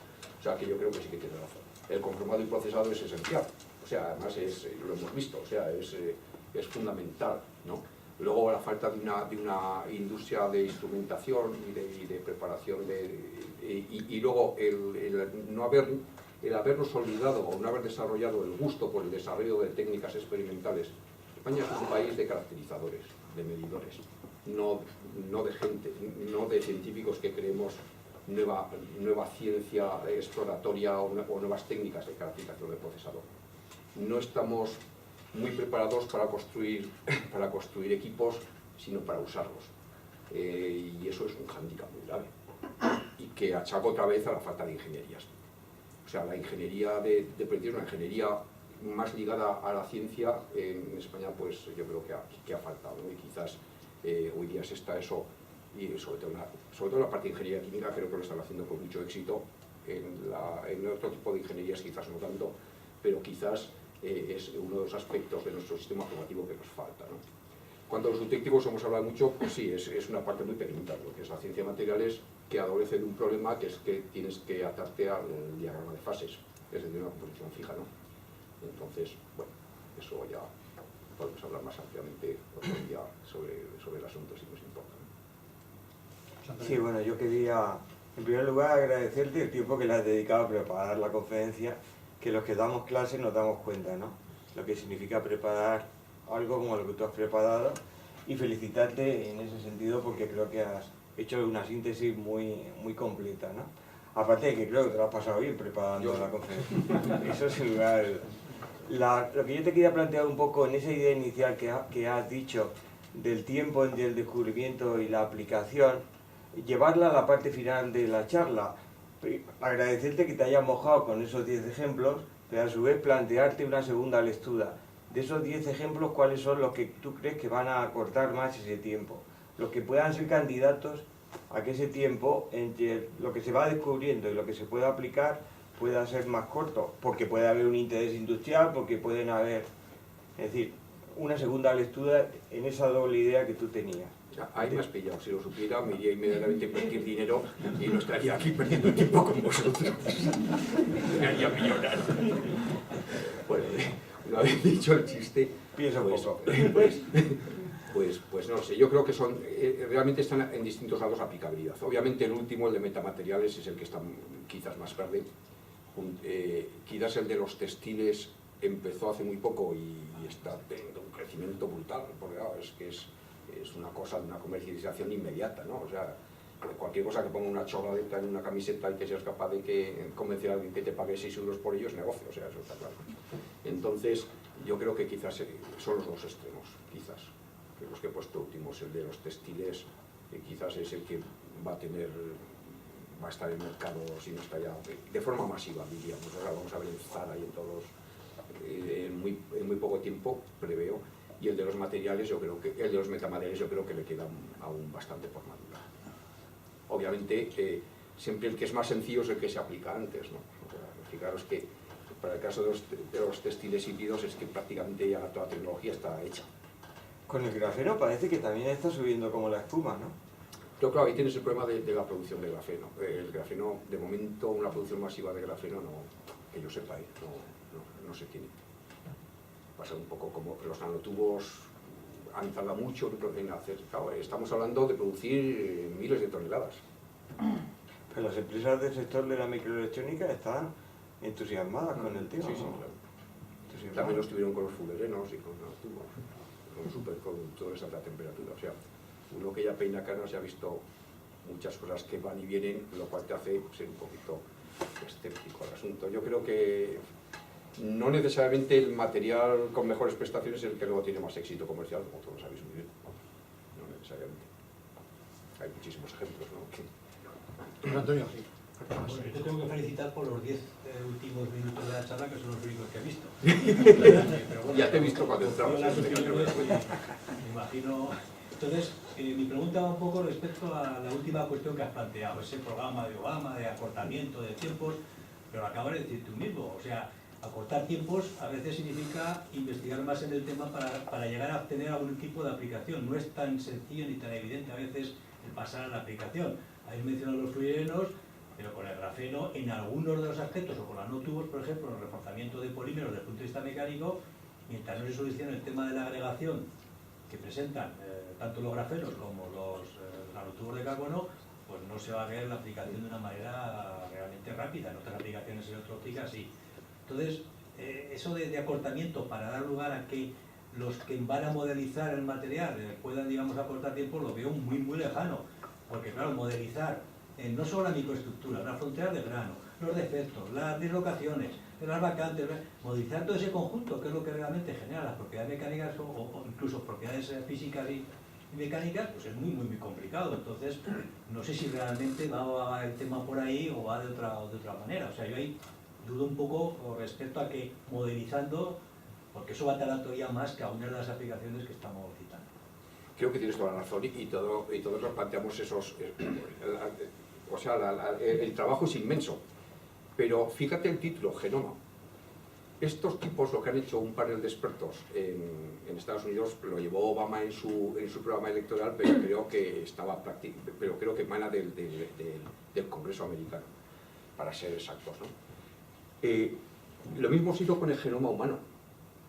Y era también un challenge infinito, inmenso, pero se pusieron decenas de laboratorios a trabajar a la vez y al final se logró en un tiempo récord. El problema con ciencia material es lo que tú dices. Yo, en lo que sé, y no soy experto, capacidad de modelización tenemos prácticamente resuelta con las técnicas actuales, incluso para microestructuras, posibilidades de agregación, todo eso. Lo que yo sepa, más faltan son unos datos fiables de partida, porque claro, al programa le tienes que meter algo, le tienes que meter unos datos de caracterización de los materiales. Por ejemplo, un tema de eso sí que sé un poco, energía libre. La energía libre de los materiales, pues hay muy pocas medidas de energía libre, casi todas se hacen al tuntún. O sea, tú cuando haces un cálculo, aunque sea elemental, de una sintetización de una cerámica o de cualquier cosa, pues coges la energía libre de las pocas que hay medidas en la naturaleza, la que más se te aproxima y punto pelota. Pero claro, puedes estar errado todos los factores que tú quieras y son esenciales, por ejemplo, a la hora de sintetización, a la hora de coalescencia de poros, etcétera, etcétera. O sea que yo creo que el programa es doble. Por un lado, mejora los modelos y los sistemas de modelización. Utilizar grandes facilidades de cálculo, pero por otro establecer un programa extendido por todo el mundo de caracterización masiva de materiales que permitan tener unas constantes de comportamiento. Yo creo que va por ahí.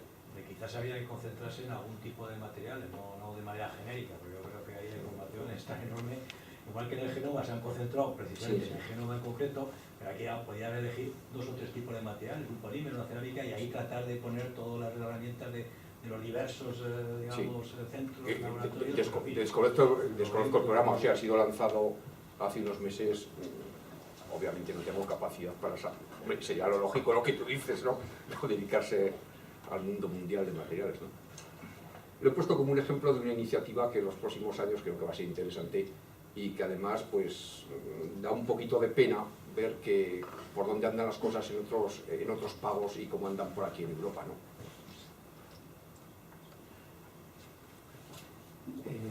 Yo también me sumo a la felicitación porque además yo creo que se ve claramente que te apasiona el tema y creo que lo transmites.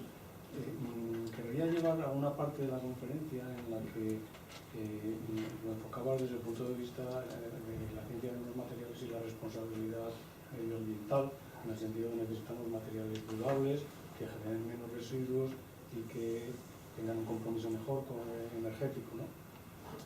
Y ahí mencionabas la obsolescencia programada.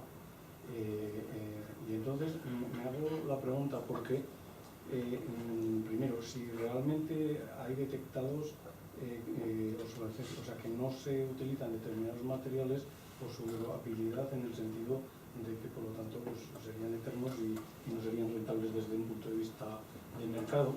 Y segundo, si tiene un peso realmente relevante esa obsolescencia cuando las pautas de consumo, o sea, no necesitas que sean materiales durables, porque resulta que te sacan un nuevo modelo de móvil con los mismos materiales no durables y enseguida se cambia por la novedad, porque estamos acostumbrados a esta cuestión. Entonces, un poco una reflexión sobre esa. Primero, si realmente se producen situaciones así como, pues yo qué sé, ya hemos visto en las bombillas que podrían producir durante mucho tiempo.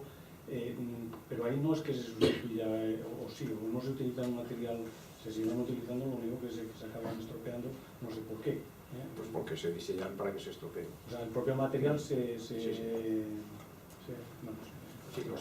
dopa el material para que se estropee. No, sencillamente se utilizan, yo creo, secciones y no se cuida la producción de forma que hoy día se hacen test en vez de duración, test de no duración. Y cuando se ve que un dispositivo dura mucho, pues no se comercializa. Vamos, eso yo creo que está incluso en todos sitios, ¿no? Y cualquiera que trabaje en una industria, que trabaje con una industria, lo sabe. Hoy día las industrias tienen en el cajón montonadas enormes, incluso de patentes, que las patentan y las guardan y no las ponen en explotación, simplemente porque se rompe su sistema comercial. Yo no soy un experto en el tema y libre medios de pontificar al respecto, ¿no? Pero yo creo que yo es que lo veo como muy evidente, ¿no? El asunto. ¿Por qué hemos llegado a esa situación? Pues yo creo que bueno, también es una cosa filosófica. Yo creo que los que ya somos mayores, tú eres un poquito más joven, pues acuérdate cuando pues, nos compraban solamente ropa para Semana Santa, para estrenar. Y con aquella ropa tenías todo el año. Y no solamente tú, sino que si eras el hermano mayor estrenabas, si eras el cuarto te llegaba. La ropa duraba eternamente. Había unos monos de trabajo, aquellos azules de Vergara famosos, que es que no había forma de romperlos. No había forma de romperlos. Y la resistencia del tejido va con la densidad de tejido, punto pelota.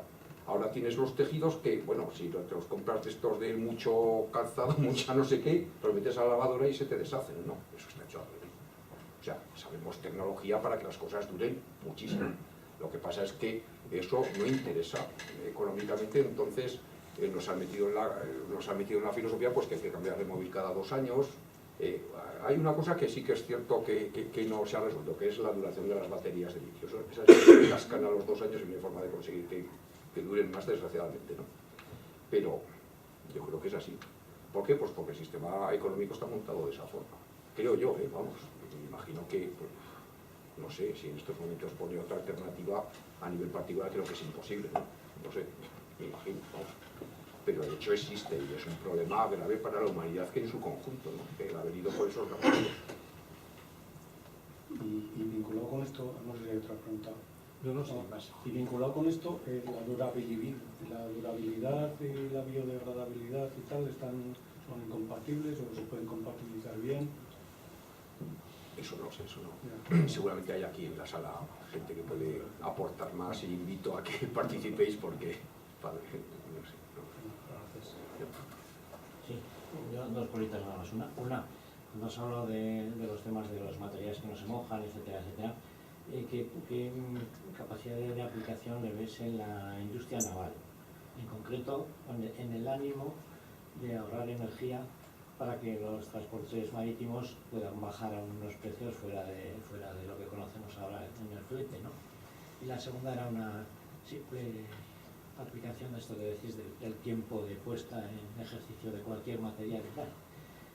Con la silicona se lleva trabajando del orden de los 30 años, más o menos. La investigación es quizá anterior, pero se lleva trabajando 30 años. Bueno, pues hoy han detenido en el aeropuerto de Barajas a la primera mujer que llevaba en sus prótesis mamarias cocaína, ¿no? Entonces, tarda unos años, pero Hombre, esperemos que la aplicación de estos materiales sea un poquito pues, distinta. solvente. Sea un poco distinta, que es así. Los materiales hidrófobos realmente es una cosa que es un mundo a descubrir, ¿no? Que yo sepa, como siempre, los americanos estaban muy interesados, sobre todo para evitar la producción de hielo en las salas de los aviones, sobre todo los aviones militares. Cuando estás en uno de los problemas que tienen los aviones es que si tienen hielo no pueden despegar, entonces hay un sistema de calefacción de los polinantes que hacen que las alas y los alerones se descongelen, ¿no? Esto podría evitar en parte eso. También se habla de que si no hay agua no hay corrosión, entonces puede ser también sistemas anticorrosivos que pudieran en el mundo naval pues seguramente ser de gran importancia. Me imagino que por lo que va a tu pregunta es por la disminución de la resistencia al movimiento en agua. La verdad es que ni me lo he planteado, o sea, es la primera vez que pienso en ello, pero pudiera ser interesante, claro, evidentemente, ¿no? Pero vamos, es muy buena idea, vamos, creo que puede ser una buena idea profundizar en ello, pero ni si me había ocurrido, vamos. Eso se está planteando, por ejemplo, en Navantia. No tanto para el casco, que sería muy interesante, también lo plantean, porque tienen calculado que la reducción en coste energético de mover el buque es impresionante. Pero lo están planteando ya inicialmente en los rotores, en las hélices de propulsión, porque ahí para generar cavitación. Pero con la cavitación tienen un favorecimiento del movimiento en términos de energía muy grande. Entonces ahí controlando lo que es el mojado, el ángulo de mojado, pues eso lo pueden disparar en eficiencia. Entonces sí que están buscando métodos de... Yo no soy un experto en eso, pero sí que he tenido contacto con Navantia por cuestiones de estas, de modificar precisamente la estructuración superficial La formación superficial para no son metales. Y luego en la corrosión es el otro efecto, porque claro, si no hay mojado, el OH del agua es lo que aumenta la cinética de corrosión, con lo cual si no hay mojado, porque la gota se desprende, entonces, y no está mojando continuamente, formando una capa que prácticamente no se separa de la superficie del acero, entonces la corrosión disminuye significativamente, ¿no? Yo creo que eso, por lo que a mí me contaron los supuestos expertos, pues creo que sí que es muy interesante el tema. Y eso me lleva a otra cosa, si puedo, que es que a pesar de todo este análisis que es muy interesante, seguimos con el acero, los metales, las cerámicas, el vidrio, como los grandes consumidores de materiales en el mundo, ¿no? Y también los grandes residuos, de alguna manera, porque estamos hablando de muchísimas toneladas. Y también, no sé qué piensas, quizás cosas que se han publicado en tiempos, desde hace ya un tiempo, es en la dirección de sensorizar, o sea, de utilizar ya no solo en el sector aeroespacial, sino en muchos más sectores, incluso en la construcción, en vidrios, ventanas, etcétera, de sensorizar y poder medir temperatura, presión, tensiones, etcétera, ¿no? ¿Sabes algo? ¿Tienes alguna idea de...? Siempre todo el tema de los materiales inteligentes y materiales adaptables es impresionante. Pero no lo he puesto aquí porque yo creo que son más bien, no son dispositivos más que materiales. Por ejemplo, las Smart Windows, ¿no? Que y hace tiempo que se conocen, pero que hoy día están ya utilizándose muchísimo. O sea, ventanas que se oscurecen o se hacen transparentes según el grado de luz que llega, etcétera, etcétera. Es más bien, o sea, están basadas obviamente en óxidos de tungsteno que cambian su valencia por una corriente eléctrica que les hace ser o bien opacos o ser transparentes según el grado de oxidación, sea completo o sea incompleto, ¿no? Pero al fin y al cabo son dispositivos, ¿no? Sí, pues bueno, todo lo que son, aquí en Aragón incluso existen tecnologías de fachadas de estas que son, sí, y bueno, y puedes incluso depositar células solares en tejados, en fin, es un mundo inmenso, ¿no? Inmenso, el de los materiales inteligentes y materiales, ¿cómo se llaman esto? Actuadores, o sea, sensores y actuadores, o sea, no solamente sensar, sino también actuar, ¿no? Sí, sí, yo creo que eso ya casi entra más dentro del mundo de la ingeniería y del dispositivo más que del material, pero sí, hay un mundo inmenso para trabajar. Obviamente con eso lograremos ser más eficientes, gastar menos energía y seguramente necesitar menos materiales, ¿no? Eso está claro.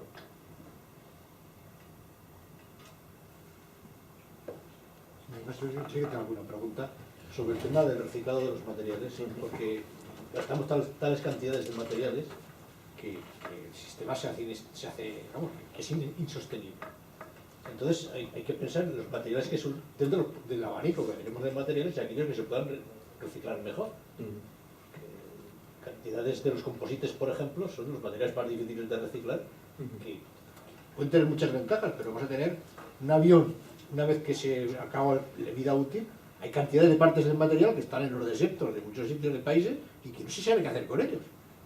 O sea, prácticamente están ahí, están ocupando el espacio y no hay manera de destrozar esos materiales están ocupando espacio. ¿Qué se hace con ellos? ¿Los entierra así?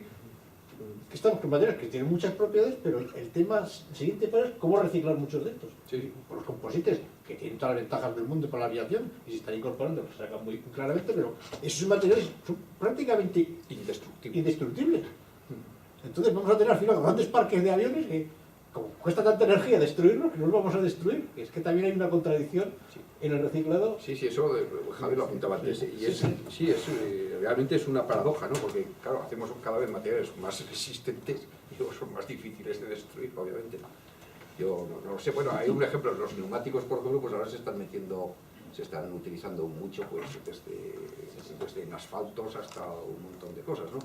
Pues no sé, me imagino que habrá que buscar una solución de ese tipo, porque efectivamente es una paradoja, ¿no? Es una paradoja. Cuanto mejor haces el material, pues puede ser que sea más indestructible. En el caso de los plásticos no ocurre eso, hay plásticos biodegradables, etcétera, que se ha avanzado barbaridad en los últimos años y que, bueno, que en un futuro pues seguramente podrán evitarnos el disgusto de ir a cualquier ribera de río o ir al triángulo ese de las Bermudas, que dicen que hay miles de kilómetros de plásticos, dicen que es impresionante aquello, ¿no? Yo no sé si será cierto o no, pero es 4 o 5 veces la superficie de España está lleno de plásticos, vamos, ahí en el centro del mar, ¿no?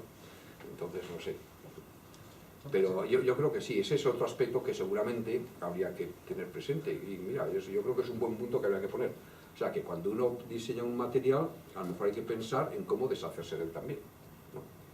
Y yo creo que eso se está imponiendo en algunos casos. El caso de los plásticos es muy claro. Se hace a base de tener que pagar por el reciclaje, obviamente, cosa que hacemos en Europa, no se hace ni en Estados Unidos ni se hace en China, obviamente, que esa es otra, claro. O por eso los productos chinos son tan baratos, claro, que ellos no pagan nada, no, ni pagan CO2, emisiones de CO2, ni pagan tasa de reciclaje, ni tipo de casa, así también soy yo competitivo, ¿no? En fin. ¿Hay alguna pregunta más? Ya que has planteado el tema del agua y el carácter hidrófobo y tal, bueno, la propia célula, la membrana, empezó así, ¿no? Es decir, por eso la membrana es como es y aísla y protege del medio ambiente. Pero ya que le tienes tantos cariños a las cerámicas, los biólogos plantean la hipótesis de que aquí, a partir de aquellos aminoácidos que se formaron en las etapas iniciales de la Tierra, la primera vez que se organizan de alguna manera formar algo que sea un precursor del ADN o del RNA, pudo ser en las arcillas.